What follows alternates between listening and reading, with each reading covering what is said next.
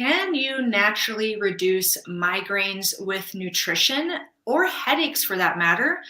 The answer we're going to be getting to today on the Wild Wisdom Show. So excited to have you here. And we are looking forward to interviewing a registered dietitian and nutritionist who has done a deep dive into the research on migraines and how to reduce them naturally. And she's told me that this also applies to headaches. So if you or someone you love suffer from migraines or headaches, definitely stay tuned. Welcome to the Wild Wisdom Show. I'm Dr. Patricia Mills, a medical doctor with a different spin on health. And I love taking complex information and breaking it down into easy to understand, digestible knowledge that you can start implementing right away.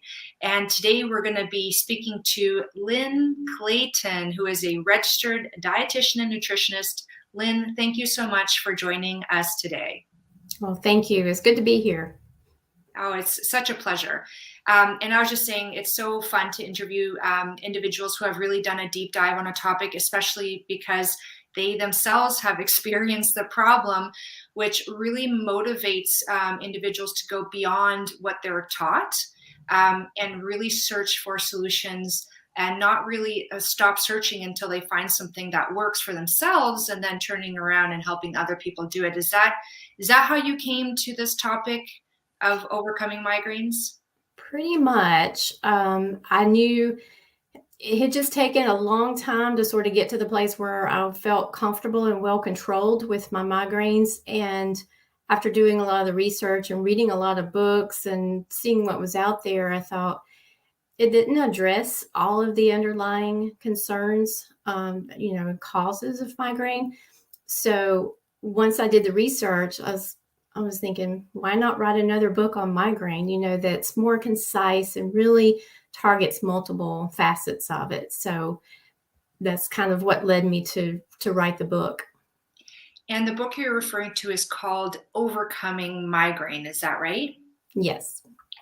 Great. And at the end, we're going to talk about where people can find this book. And how did writing this book change your understanding of migraines and how to treat them? Well, I really learned a lot just researching for the book, and I knew what a migraine felt like because I'd had migraine with aura for decades, really. But I didn't understand exactly what was going on inside my brain, inside my body, whenever migraines would occur. And even though there's still some mystery regarding the migraine and what causes it, and science is still trying to unravel some of that, but I did get a little bit clearer picture of what causes the symptoms that go along with it. So I learned how certain foods can trigger a migraine. And there's lots of compounds in food, whether it's natural or added, that can cause a reaction in someone who's susceptible to it. Who's prone to having headaches or migraines, either one. And so that's why I devoted an entire chapter in the book to diet and migraines, to discuss the most common food triggers and how to do an elimination diet to figure out what may be causing or triggering it for someone, so they can sort of reduce those. So if you figure out what the problem is, a lot of times it really helps. And probably a good percentage of people actually do have food triggers, with migraines. They may just not realize it. And how many people do you think have food triggers contributing to their migraines based on your readings or experience? There was one resource that I used, and it said up to, at least 25% of the people they felt like had some sort of dietary component that would trigger their migraines. And it could be more than that. It's hard to tell because it doesn't trigger it immediately. A lot of times there's a delayed reaction to having the migraine, or it can be one time it causes it, another time it doesn't. So it's also kind of a compounding issue. Maybe you have multiple foods that could be triggers, and when you put them together, it actually triggers the migraine. Whereas if you just had one or a small amount of a food, it's not a big deal. So I think it's probably more common than maybe we think. But according to the research, and when they did the studies, that they found that several of the people did have a food trigger they discovered. And so I kind of showed which foods are more likely to trigger migraines and just give a list of those from the most likely culprit to the least likely, as far as percentages based on the research. And of course, it's different for everyone. And for some individuals, I mean, for me, I can totally understand and even in my mind visualize how it is that eating something could result in a headache or a migraine.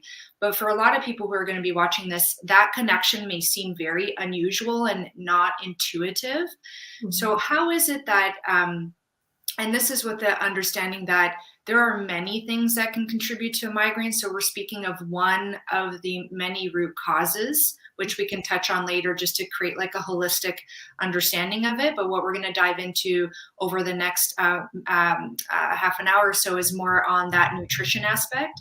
And so how is it that eating a food, or as you say, components of food, either within the food or added, how does that end up causing a headache or a migraine? Great question, because that was sort of the mystery, of, what is going on. And for some people, it's just they have a sensitivity to a food. So that's sort of the inflammation component. So, if there's some inflammation, that can sort of trigger some issues. A lot of people react to histamine. So if they have a high histamine diet and they're just not coping well with the histamine, then that can actually affect the blood vessels. So once you affect the blood vessels, especially if you're prone to migraine, it creates that whole vasoconstriction, vasodilation that leads to a lot of symptoms. So histamine is a big one.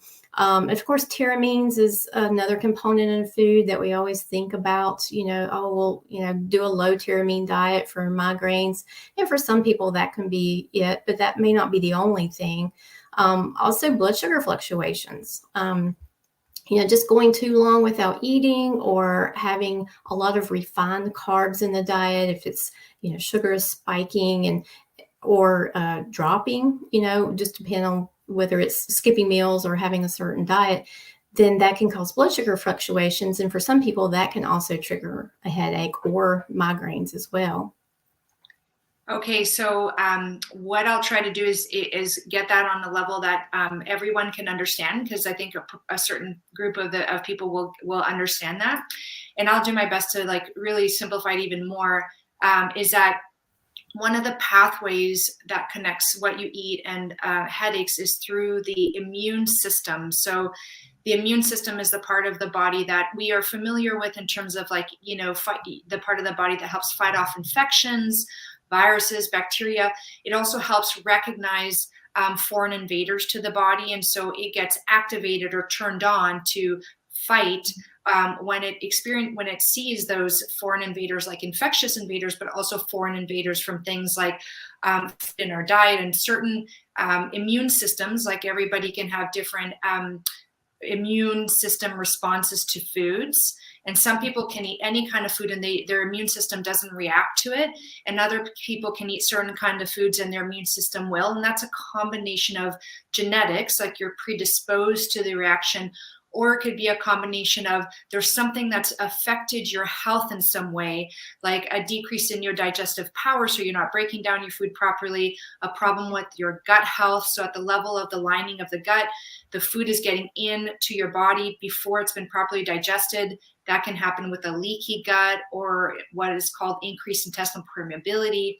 And so for all of these different reasons, the food particles, as you say, either the natural food or added like chemicals and additives, some people have reactions to those can get into the body and they trigger the immune system. And that it can either be a trigger that activates a part of the immune system that creates little molecules, they're called antibodies, that float around the body. And that can take days to happen. So that kind of like the food being eaten and then the immune system reacting to it can actually take like 4 to 7 days. So that's why sometimes it's like you eat something and then within the next week you get a headache or a migraine. You're not connecting the dots. You're like, oh, because you're not thinking about what did I do over last week to cause this headache right now. Right. Whereas another part of the immune system that can be activated is one that causes an immediate release of molecules called histamine. So it's like a part of the immune system. It's called the mast cells. They get activated and they dump a whole bunch of histamine into the body, and you get that chemical reaction to those molecules, and then you get your headache pretty much like really close to having eaten that food. And so that's like a little bit more obvious. So that's the immune system. And then when you talk about the blood sugar getting too low, like, spiking too high and then dropping too low because of the way you're eating your foods and the kind of foods that you're eating, that seems to be more of like a chemistry effect on the brain and how it affects the brain's chemistry and the brain's blood flow. And as you mentioned, that the migraines, at least from the research that I understand, it's a combination of the blood vessels in the brain expanding and contracting. So the blood flow changes. So the immune system effects and the food effects causes the blood flow changes. And you can also get inflammation, which is like literally like the brain can become like inflamed, and that's the immune system being overactivated in the brain and causing problems there at that level. So it's complicated science on a certain level. However, the point I want to get across is that although it may not seem intuitive that eating a food could cause a migraine or a headache to appear within a week's time or immediately, there is the science there that supports the fact that this does happen and can happen. So it's not like some strange, people are just kind of making these assumptions, but it's actually very much founded on strong science and the physiology of the body. Exactly. Yeah. Okay, awesome. Now you mentioned that certain foods are more likely to cause this like immune system activation than others to cause the headache or the migraine. What are like some of the top offenders that you've seen in the research or for yourself, like what you experienced when you used food as medicine because food can be medicine and food can be poison. And in this case, we're talking about food as poison. So what are the biggest offenders when it comes to migraines and headaches? Well, would they sort of look to see the most common ones? Milk was at the top of the list. For a lot of people, they just didn't tolerate the milk. Chocolate is usually one. Fish can be one for a lot of people. So it just, there's a variety of things that can actually, and there's a list in the book, that lists several different things and different chemicals or compounds that those foods may contain that could contribute to a migraine. So it varies with everyone. Eggs was another one that was on the list. So it's some of the top food allergens, that we see that are usually a problem for people, but it could also be other components in the food. And what was it for you? What did you find for yourself? Well, I noticed early on chocolate was one of mine.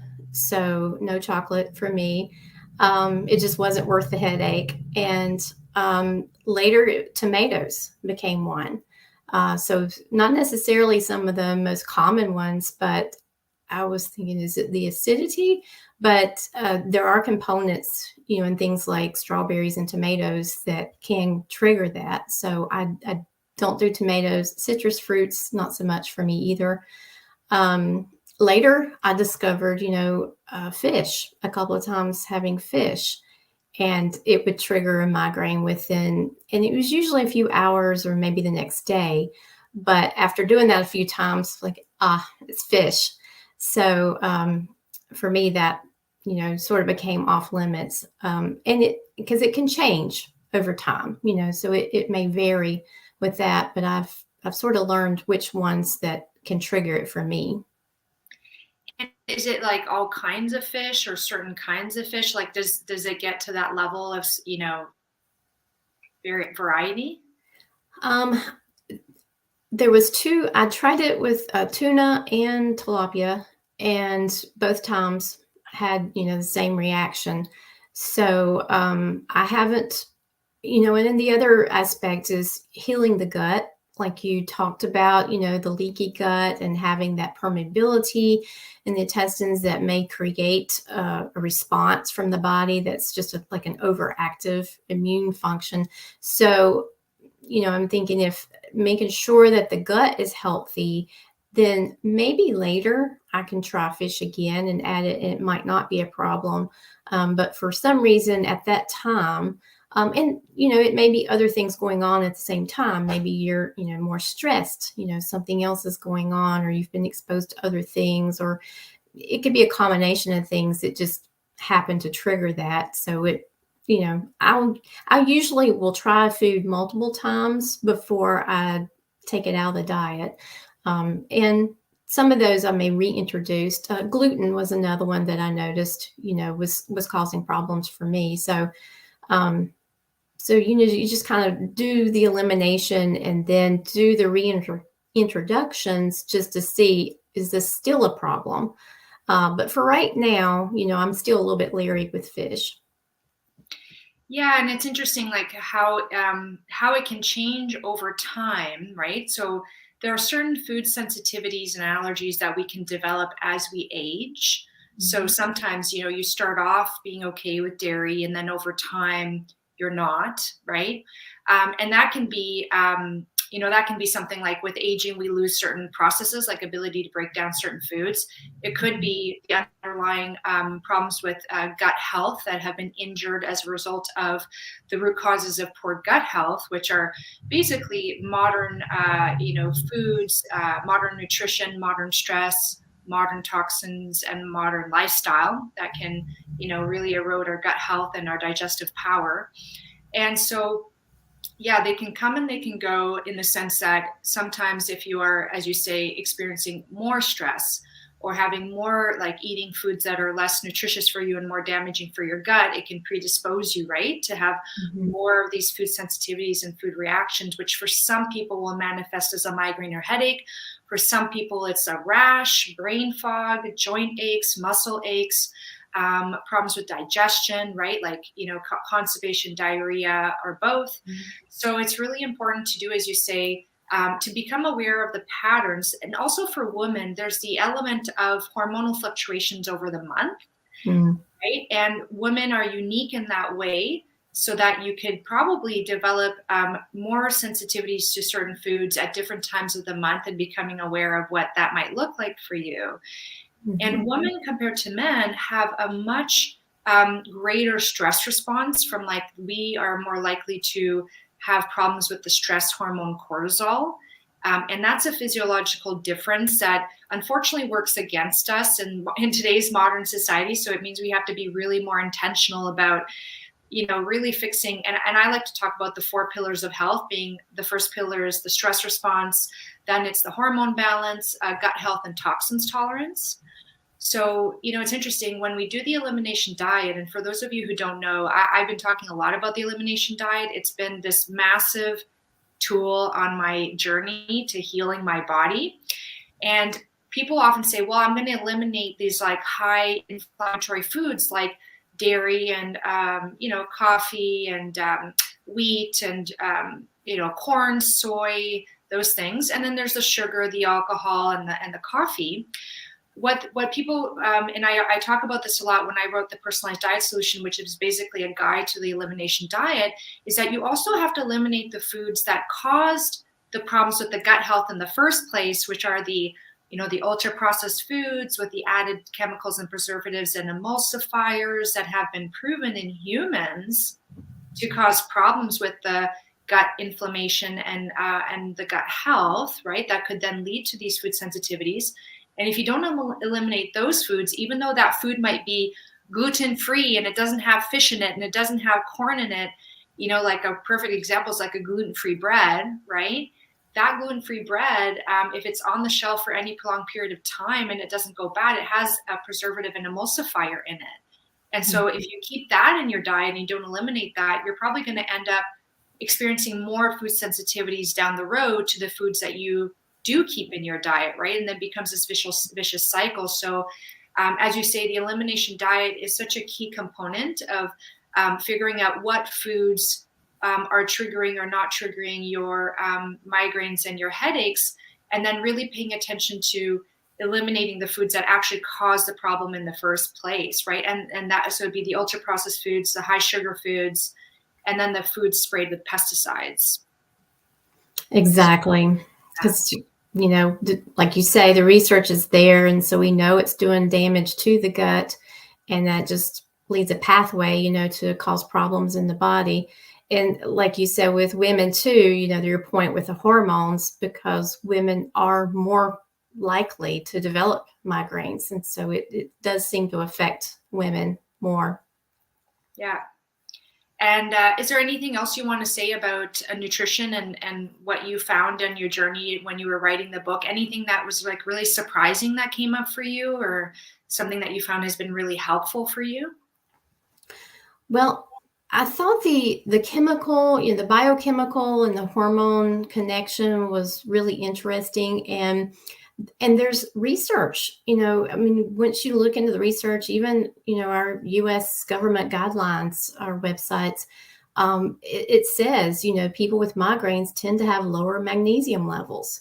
So the research is there. It was just, I was surprised because no doctor, no neurologist had ever said, have you tried magnesium?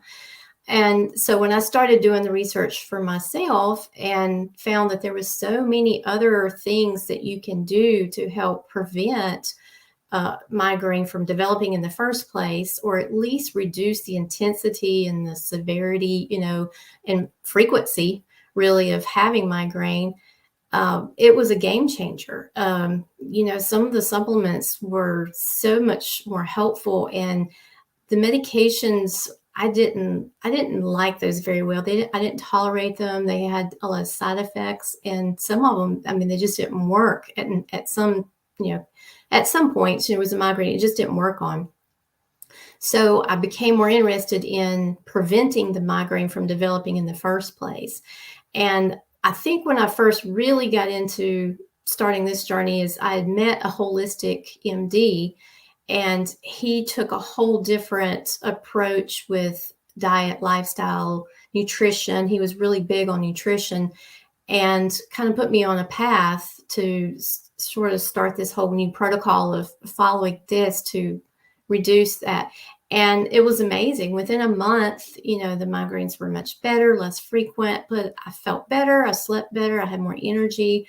It was just, a whole different approach. And so that was kind of my introduction to nutrition really does work. It's really helpful. Yeah, really. I agree with all of that. And what comes to mind what came to mind when you were talking was magnesium. It's interesting, right? Magnesium is a natural blood relaxer, Mm-hmm. right? And so, for example, when women are pregnant and they develop really high blood pressure called like preeclampsia or eclampsia, they go into hospital, and what they'll do is they'll put IV magnesium, right, to naturally expand the blood vessels. And research shows that around 70 to 80% of the North American population is deficient in magnesium. Mm-hmm. And the question is why is that? Well, a couple of reasons that come to mind is stress depletes magnesium, so it drains magnesium. The body needs magnesium to cope with stress. So if your stress levels go up, your magnesium levels go down, unless you purposefully replenish that magnesium, and we'll talk about that.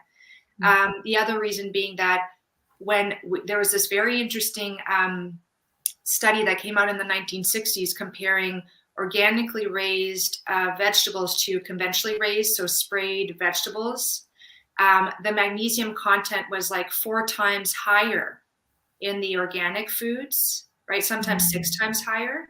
There's so are the basic, and so was iron was depleted. A tomato had almost zero iron if it had been non-organically raised, compared to a organically raised tomato. It had really high levels of iron, equivalent to meat.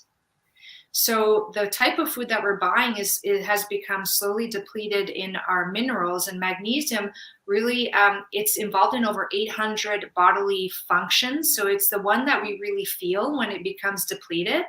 right? Iron, obviously, we feel as well, but magnesium, it's like this really interesting one. And I agree. When I started my journey on my health, I was having headaches intermittently, but they were the tension headaches, not the migrainous ones. So I'd like constriction and pressure. And when I started supplementing my magnesium, it's amazing. My tension headaches went away. My menstrual cramping went away. And magnesium is a natural muscle relaxant. So it also relaxes the muscles of the uterus and muscles around the head, muscles in the body. So it's a super fascinating supplement. And it is one of my core supplements when I work with people in health promotion programs. Like I'm always getting them on magnesium.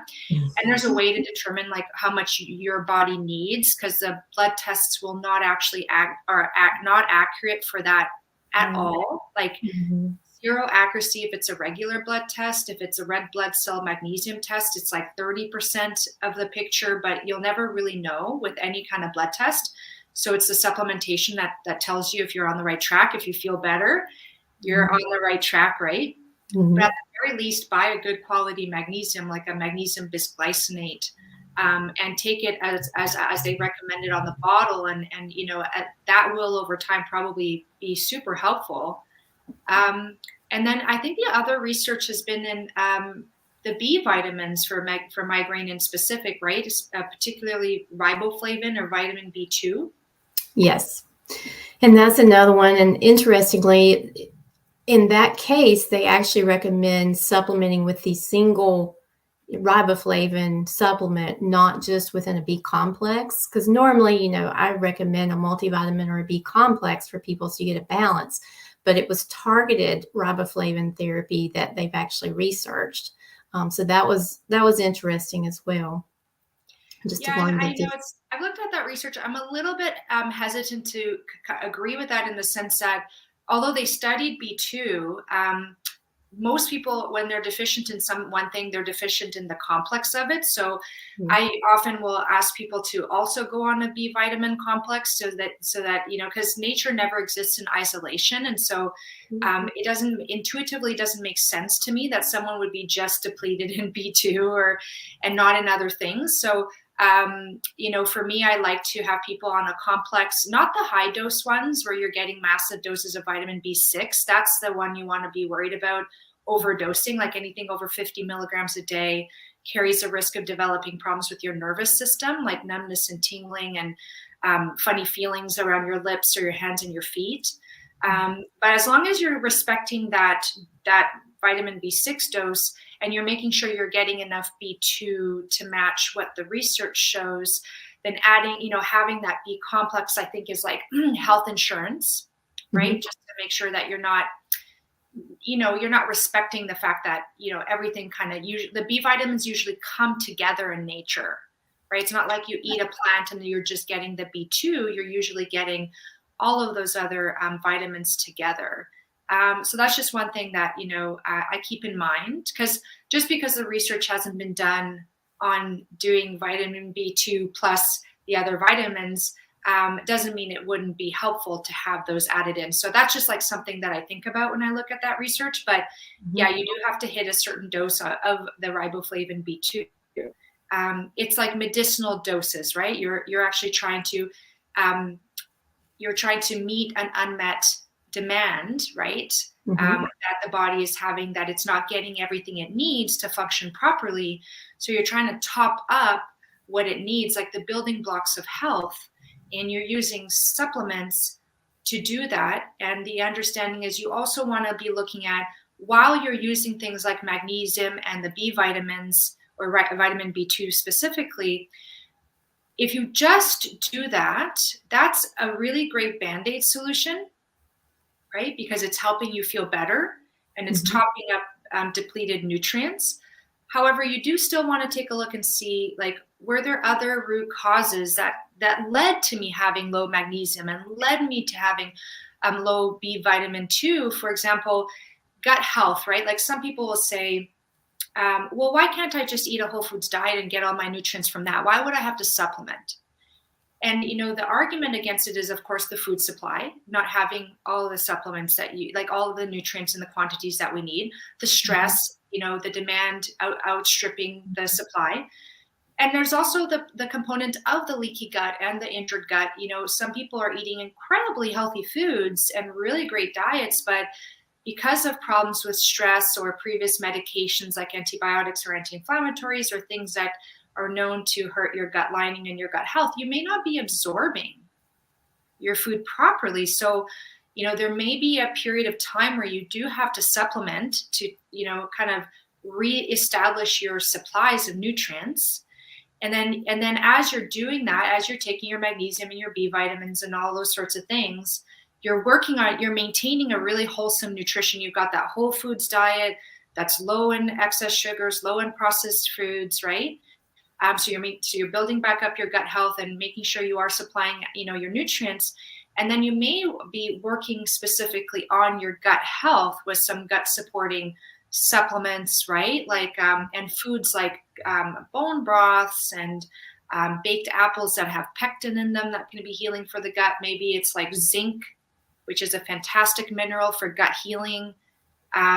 So it's, as you say, people who come into this and they say, well, all I'm going to do is I'm going to eliminate foods and see what foods are triggering my headaches and my migraines, and that's all I'm going to do. And say, well, that'll get you to a certain point.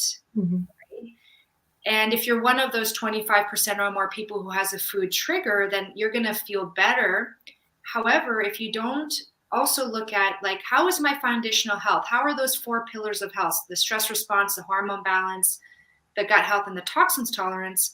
If those are not well supported, then it may be that over time you, as you say, develop more food sensitivities and you start developing headaches to other triggers. So it's really, I think, and that's something that I learned, is that the elimination diet is really important. However, you still have to, it's not a standalone therapy if what you want is root cause solutions for your health. It's an important aspect of it, but it doesn't exist on its own. Would you agree with that, or what do you think? Yes, because if people are just doing an elimination diet, because I've seen that happen, I've had patients or clients that well, I avoid this, and they got a whole list of foods they avoid, and I'm thinking, what do you eat? So there's a certain balance to where, yes, it's good. Let's go ahead and eliminate these for a time, but then let's heal the gut and then reintroduce some of these and only eliminate those foods that that you just cannot tolerate, that you're never going to be able to tolerate, most likely. So, because I don't like to see when people are restricting too much, because then that's going to lead to a whole host of other issues and nutrient deficiencies. So I totally agree. Yeah, and I'm personally going through this right now, which is interesting. One of my tells of a food sensitivity is I get dermatitis, which is a rash just around my eye. And the first time I experienced this, which was about 5 years ago, I did the elimination diet, and I identified that there were certain foods that were causing it. I eliminated from my diet so it got better. And then as I went along, I did the gut healing, and I over time have completely eliminated ultra processed foods. I eat a very, very wholesome diet, and I don't feel restricted in it. It does take time to learn how to live that kind of life. However, it started happening again a couple of weeks ago. And it's interesting because, or not a couple of weeks ago, a couple months ago. And what's interesting is that I was sitting there and I was thinking, okay, I'm going to have to figure out what is my current food trigger for this? And is it something new that I started eating that I had a food sensitivity before and I didn't realize now I'm eating more of it? Is it a new supplement I've introduced and I'm having a reaction to that? So really thinking back, but then also thinking have I been under more stress?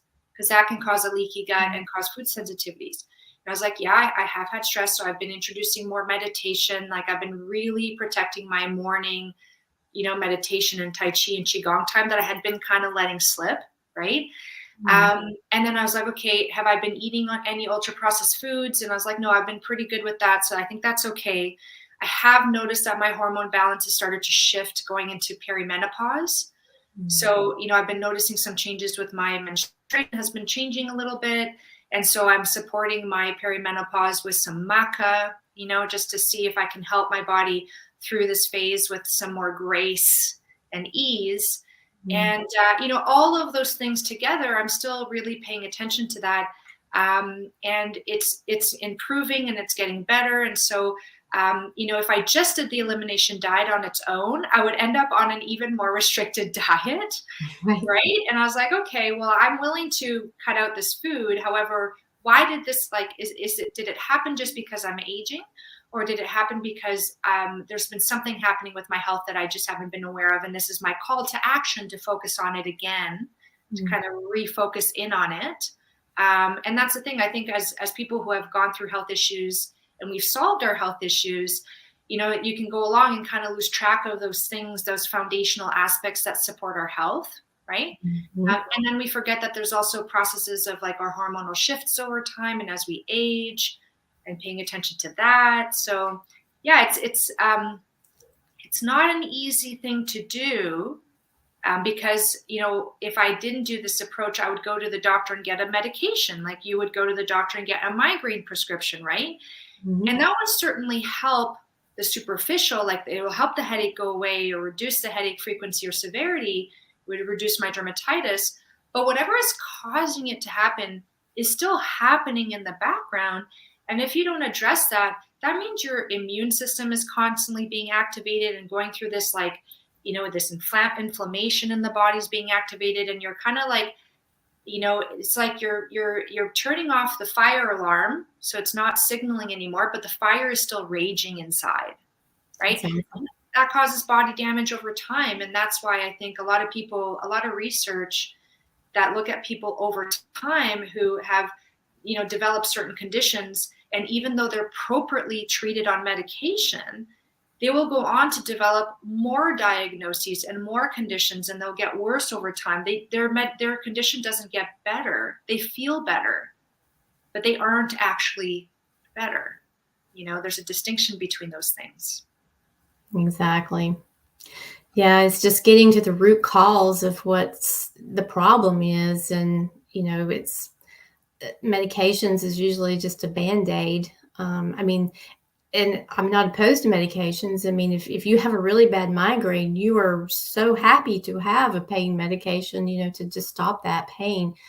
But as far as trying to prevent that long term, I just found that there was so many other lifestyle and diet factors and supplements that were even better at preventing or treating, when I had a migraine, that I would just do and didn't have the side effects, from the other medications. So and I think just once people learn that, they're just going to feel so much better and not have to depend on a pharmaceutical to get through a day.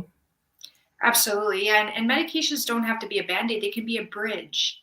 It's like you take them to be okay in the moment and to like get through your day and, have the energy and the time to focus on finding the root causes. Because if you're like, I'm not going to take a medication, but you're lying in bed suffering from a migraine, right? Nothing nutritionally is going to help you in that moment. No.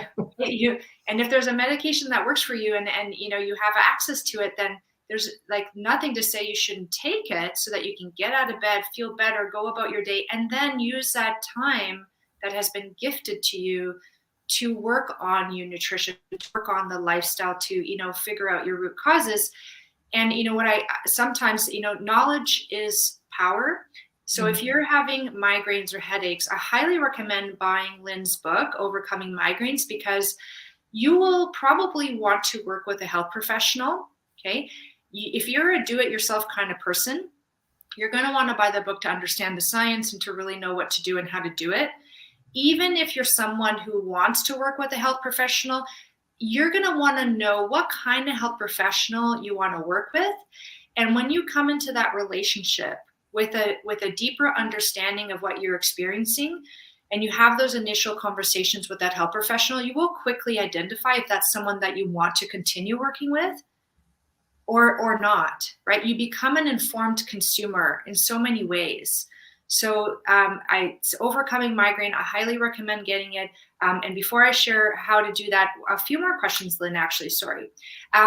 Is there a supplement that you've used or that you've seen used or you've come across the research that someone can take? Their headache is triggered, like they can tell they're going to get a headache. All those warning signs are there. Is there any supplement that has been helpful under that condition? Yes, and that was one that I was introduced to with the holistic doctor that I had never heard of before, and it's called 5-HTP. It's Oh, 5-hydroxytryptophan, and it's the precursor to serotonin. And as you know, the triptan drugs that they use to treat migraines work similarly, on the serotonin. So it helps kind of naturally boost the serotonin level, which they think is involved with the migraines. So if I started because I have the auras, and so I would have a visual clue that a migraine was coming, I would take the 5-HTP immediately. And usually within about 15 minutes, the aura was gone and the headache itself was less severe. I wouldn't say it totally prevented it. Sometimes it was it was almost like just having a regular headache. But other times you still had the pain, but it was not near as bad. So, and I just tolerated the 5-HTP much better than the triptan medications. So that one was a game changer for me because I really didn't use the other medications after that point, and then just started working on the diet and supplementing with magnesium. But that was huge for me. But there are some caveats. You do want to know what you're doing and be careful taking 5-HTP. and what was the dose that worked for you? I started at 50 milligrams just as a kind of a maintenance dose. I would take one in the morning, one at night. And then I would increase it to 100 to 200 milligrams, especially if I felt one coming on. And a lot of times that was enough. That would take care of it. And if it was a really bad migraine, I would wait, maybe half an hour or so or an hour. And if the R was still a problem or the pain was, becoming more of an issue, then I would take another one.